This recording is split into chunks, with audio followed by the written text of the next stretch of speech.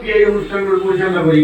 আমরা কোনো বহির্বিশ্বের টাকা বা অন্য কোনো দল থেকে চাঁদা, কোনো ধর্মান্ত ব্যক্তি থেকে চাঁদা দিয়ে আমরা কিন্তু জাকের বাড়ির অনুষ্ঠানগুলো করি না।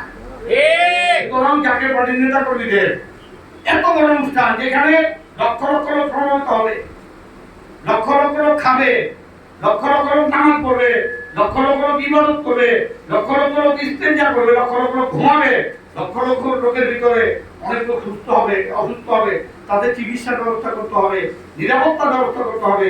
আমাদের কোটি কোটি টাকা দরকার। এই কোটি কোটি টাকা আমরা এই ভোকারাঙ্গা জাকের বাইরেই দেব, এটাতে কোনো সন্দেহ নাই। তাই একটা টার্গেট নিয়ে সবসময় আমাদেরকে থাকতে হয়। আমি ঢাকা মহানগর উত্তরকে 10 লক্ষ টাকা টার্গেট দিয়ে গেলাম। 10 লক্ষ টাকা সামান্য টাকা, এটা দিয়ে বিশ্ব জাকের মন্দিরে দেখ পুরো প্যান্ডেল হবে না। কিন্তু তারপরও যেহেতু